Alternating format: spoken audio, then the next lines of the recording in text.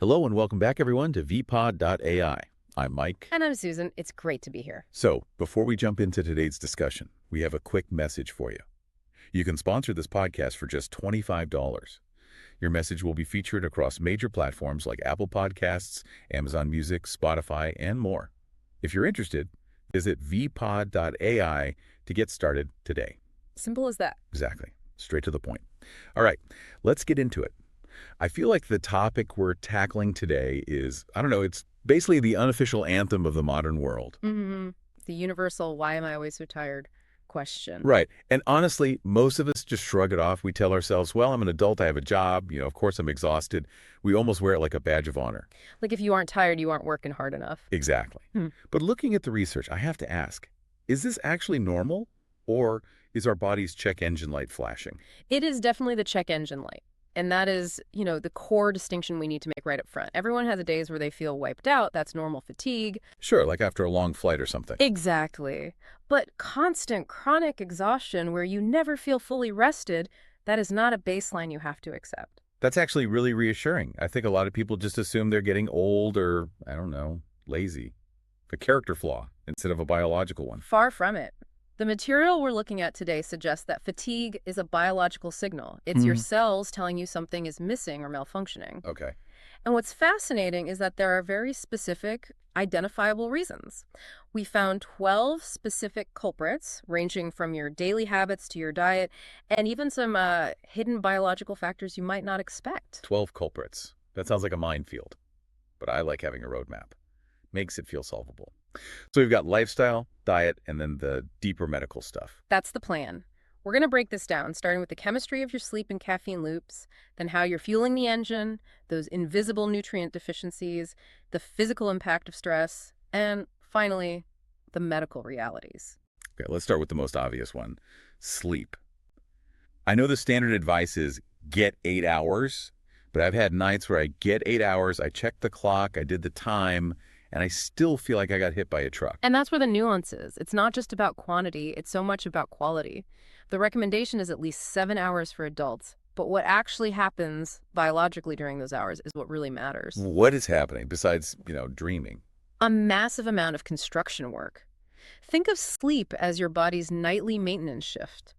While you're out, your body is releasing growth hormones, repairing muscle tissue, and this is crucial, clearing out metabolic waste in the brain. So it's like the cleaning crew coming into an office building at night. That's a perfect analogy. If that quality isn't there, maybe you're tossing and turning, the room's too hot, that restoration process gets interrupted, the cleaning crew gets sent home early. And you wake up with the same broken down cells. You didn't get the reset. In a manner of speaking, yes. And that lack of a reset leads us directly into the trap so many people fall into the next morning. The coffee pot. I am so guilty of this. The caffeine trap. Now, hold on. Please don't tell me I have to quit coffee. I'm not ready for that.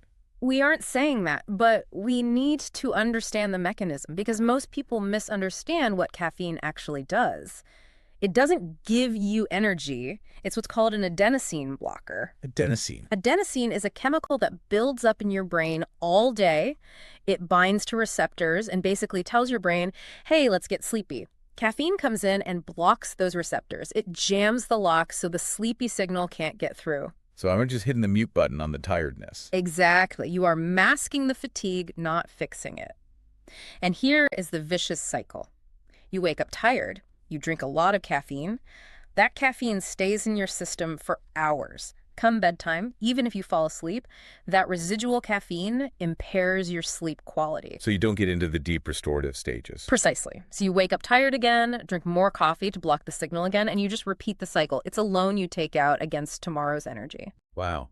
And the research mentioned energy drinks are even worse. Oh, they're a major offender. It's not just caffeine. They're loaded with sugar and other stimulants. You get that spike, and then you just crash. Paradoxically, cutting back can actually increase your energy in the long run. That makes sense. Yeah. It's terrifying, but it makes sense. So speaking of sugar and crashing, let's talk about food. How does diet specifically tie into fatigue mechanics? It's strictly mechanical. Think of your body as an engine. If you don't give it enough fuel, literally calories, it has to get that energy from somewhere else. It starts cannibalizing itself. Essentially. If you aren't eating enough calories or protein, your body starts breaking down its own fat and muscle stores, and losing muscle mass is a huge trigger for fatigue. So skipping lunch because of meetings can actually make you more tired, not just hungry. Absolutely. Your body goes into conservation mode.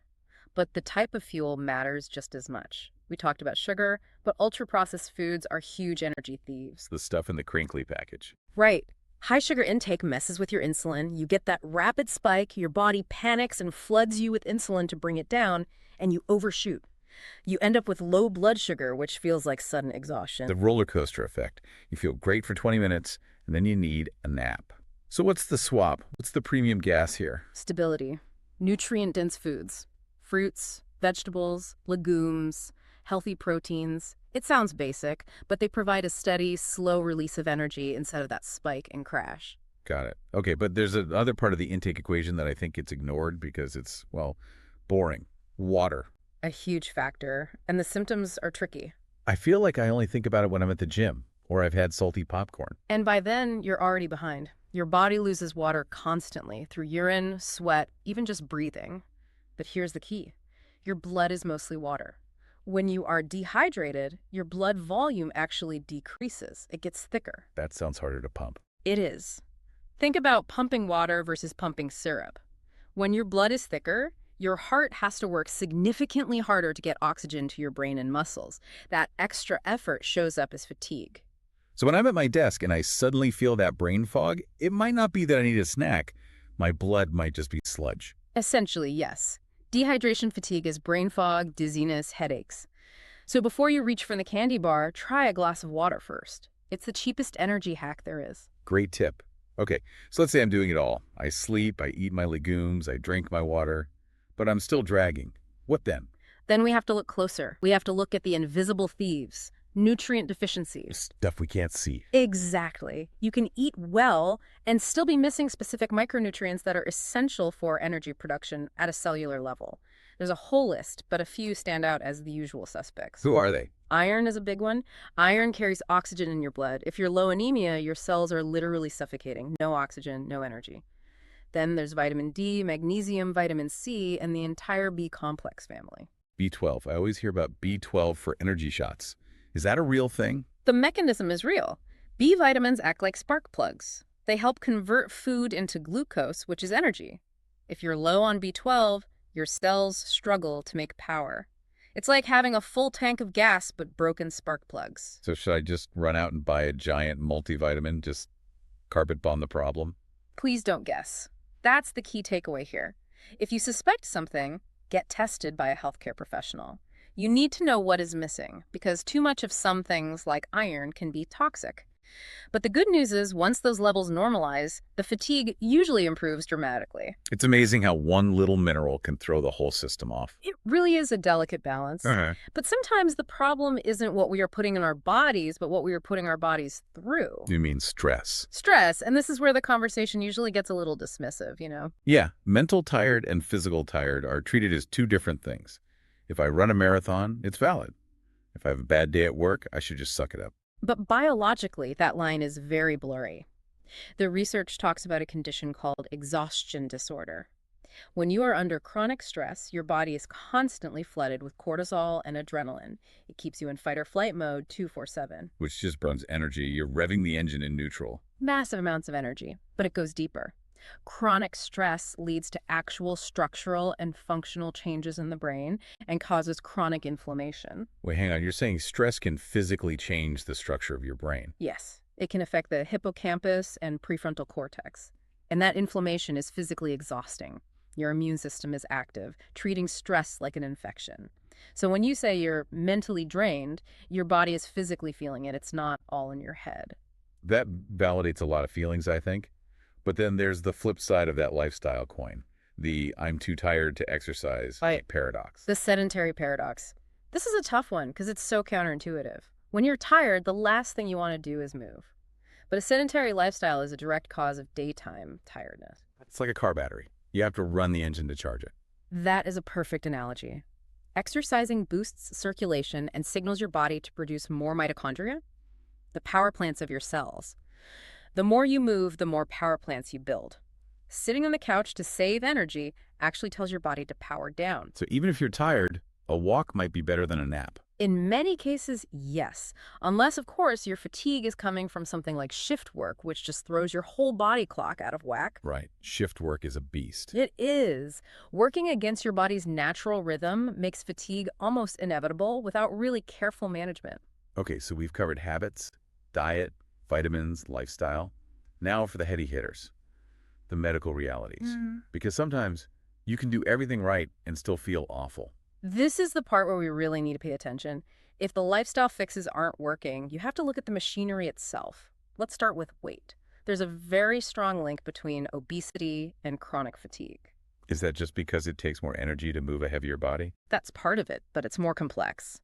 Obesity significantly increases the risk of obstructive sleep apnea. That's where the throat tissue collapses during sleep, blocking the airway. So you're basically choking yourself awake all night without even realizing it. Exactly. You never hit deep sleep. But even without apnea, obesity itself is linked to increased daytime sleepiness. It suggests there's a direct metabolic effect on the sleep cycle itself. Another vicious cycle. What about medications? Can the cure be the cause? Unfortunately, yes. If you've started a new medication and suddenly feel exhausted, check the side effects. Blood pressure meds, antidepressants, even antihistamines are known to cause tiredness. So it's worth asking the doctor, hey, could this pill be why I need a nap? Always.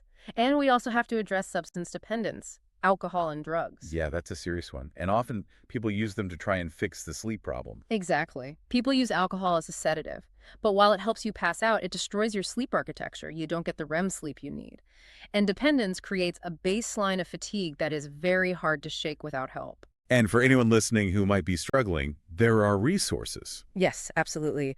The research highlights the SAMHSA National Helpline. That number is 1-800-662-HLP. If that's a factor in your fatigue, reaching out is the first step. That is 1-800-662-HELP. Good to have that out there. So what about other underlying conditions? The list seemed pretty long. It is. This is the medical checklist. If you have unexplained chronic fatigue, doctors will look for things like hypothyroidism. That's the thyroid gland. Yes. It controls your metabolism. If it's underactive, your whole system slows down. They'll also look for diabetes, heart disease, kidney disease, fibromyalgia. Even depression and autoimmune issues. Yes, or food intolerances like celiac disease. The point is, fatigue is often the first red flag the body raises to say, hey, something is wrong in the system. You know, this brings us to a specific story from the research that really stuck with me. The one about the thyroid diagnosis. Yeah. This person just felt off, extremely tired, but they couldn't figure out why. It took months of seeing different doctors before they were finally diagnosed with Hashimoto's disease. That is such a crucial example.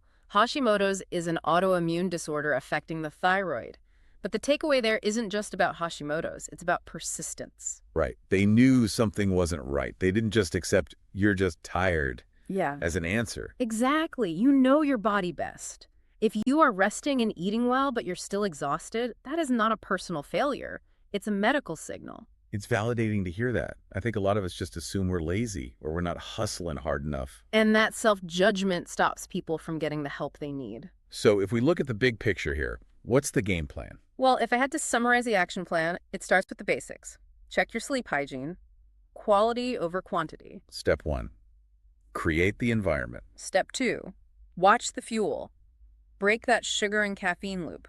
Hydrate. Keep your blood moving efficiently. Step 3, move your body. Beat the sedentary paradox. Yes. And finally, step 4. If those changes don't lift the fog, go to a doctor. Get tested. Don't ignore persistent fatigue. It's really about treating your energy levels as data rather than just a mood. And that raises a really important thought to leave our listeners with today. Let's hear it. We live in a culture that often treats tiredness as a currency. We say, oh, I'm so tired as a way of saying, I'm working hard. We wear it as a badge of honor. But biologically, as we've learned, fatigue is a distress signal. So we need to flip the script. Exactly. What would your life look like if you treated your energy levels as a vital sign, just like your heart rate or your blood pressure? If your heart rate suddenly spiked to 150 while sitting still, you'd go to the doctor immediately. But if your energy crashes, we just grab a coffee. That is a powerful way to look at it. Stop trying to power through the warning light and actually pop the hood to see what's wrong. Precisely. Listen to the signal. Well, on that note, I think I'm going to go drink a tall glass of water and maybe take a walk around the block. Sounds like a good plan. Thanks for listening, everyone. We hope this helps you reclaim a bit of that lost energy. Goodbye, everyone. Take care of yourselves.